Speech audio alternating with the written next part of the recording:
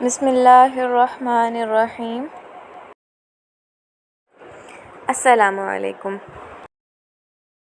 اللہم صلی علی محمد وعلی آل محمد کما صلیت علی ابراہیم وعلی آل ابراہیم انک حمید مجید۔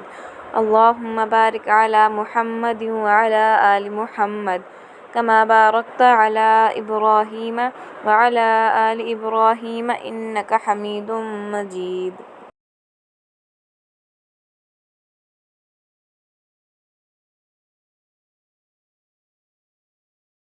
کعبے کے بغیر دنیا رک جائے گی، نئی تحقیق زمین کی گردش طواف اور نماز کی ادائیگی کی وجہ سے ہے۔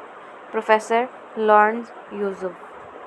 طواف کعبہ کے بغیر دنیا رک جائے گی، نئی تحقیق میں چونکا دینے والا انکشاف۔ نئی تحقیق کے مطابق کعبے کے بغیر دنیا رک جائے گی کیونکہ زمین کی گردش طواف خانہ کعبہ اور نماز کی ادائیگی کی وجہ سے ہے۔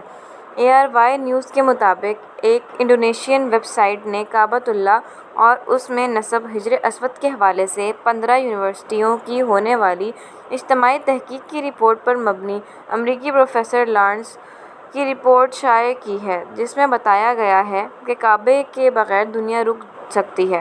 اگر مسلمان طواف کعبہ چھوڑ دیں یا نماز کی ادائیگی نہ کریں تو یقیناً ہماری زمین کی گردش رک جائے گی، کیونکہ حجر اسود پر مرکوز سپر موصل کی گردش برقی مقناطیسی لہریں نہیں بکھیرے گی۔ یونیورسٹیوں کی تحقیق کے نتائج سے پتہ چلتا ہے کہ حجر اسود ایک الکا ہے جس میں دھات کی مقدار بہت زیادہ ہے، جو کہ موجود اسٹیل سے 23,000 گنا زیادہ ہے۔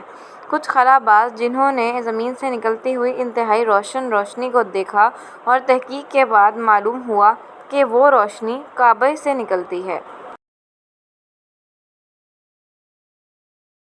اور مزید تحقیق میں بتایا گیا ہے کہ حجر اسود سپر کنڈکٹر ہے جو مائکرو فونز کی طرح کام کرتا ہے اور ان لہروں کو ہزار میل دور تک پہنچاتا ہے۔